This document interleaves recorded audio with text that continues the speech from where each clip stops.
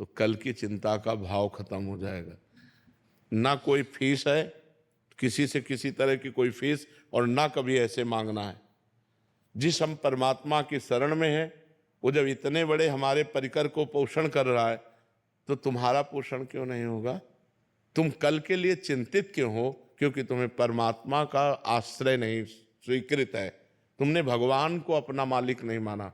तो फिर जैसे जहाज ना हो और तैरना ना आता हो, फिर नदी में उसकी हालत क्या होगी, समुद्र में हालत क्या होगी उसकी, वैसी हालत है आप लोगों की। ना तो आपके अंदर ज्ञान है और ना भगवान का भरोसा है, तो अब ओवर थिंकिंग, भूत भविष्य काल का चिंतन, ये आपको तो परेशान करेगा ही करेगा।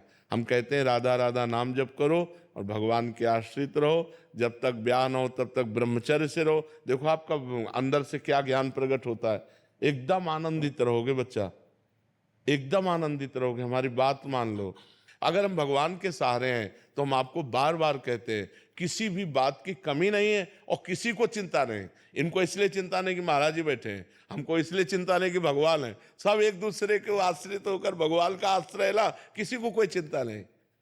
आप चिंतित क्यों हो रहे हैं, अपने लिए परेशान क्यों हो रहे हैं? हम कहते हैं आप ब्रह्मचर्य रह के देखो और नाम जप करो, बड़ी बड़ी विपत्तियों को रौंद के न निकल जाओ। तो हमसे बताओ, ब्रह्मचर्य वो पावर है जो आपकी सोच को पॉजिटिव करता है, लोग समझ नहीं पा रहे। और ब्रह्मचर्यहीनता जहां जैसे जैसे आती जाएगी, आपकी सोच निगेटिव होती चली जाएगी। निगेटिव सोच ही मृत्यु है और पॉजिटिव सोच ही जीवन है। अगर हमारा पॉजिटिव चिंतन है तो हम बहुत आनंदित रहेंगे दुख में भी, अगर निगेटिव चिंतन है तो सब सुविधाएं हैं लेकिन हम परेशान रहेंगे। अगर हम आज दहाड़ रहे हैं तो भगवान की शरण में और ब्रह्मचर्य से हैं, उससे हम दहाड़ रहे हैं, भगवान की शरण में और ब्रह्मचर्य। वही तुम्हें सब नौजवानों को कहते हैं, तुम थोड़ा जिसे निकालने में इतना आनंद समझते हो उसको रोक के तो देखो, बहादुर बन जाओगे, माया पर विजय प्राप्त कर लोगे, हर विपत्ति हर संकट को रौंदने की सामर्थ्य आ जाएगी। धर्म से चलो, पवित्र आचरण करो, क्यों भविष्य की चिंता करते हो? वर्तमान को संभालो। वर्तमान सही है तो तुम्हारा भूत भी पवित्र हो जाएगा और भविष्य भी मंगलमय हो जाएगा। वर्तमान गलत हो गया, भूत भविष्य की चिंता में मिनट को खो दिया। अगर इस मिनट में राधा बोलते, कृष्ण बोलते, हरि बोलते और पवित्र चिंतन करते तो तुम्हारा भविष्य भी ठीक हो जाता और तुम्हारा पूर्व जो बीता हुआ है वो भी अच्छा हो जाता।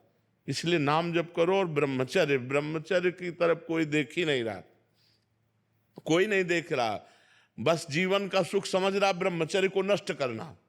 नए नए बच्चे समझ रहे हैं जितना ब्रह्मचर्य को नष्ट कर लो उतने सुख भोग लो, ये तुम्हारे जीवन का नाश है। ब्रह्मचारी रहो, जब परिपक्व ब्रह्मचर्य हो जाए 20-22 के बाद, जब ब्याह हो, फिर गृहस्थी में संयोग करो, कुछ नहीं बिगड़ सकता। ब्रह्मचर्य नष्ट कर, 12-12 वर्ष के बच्चे जैसे ब्रह्मचर्य नष्ट कर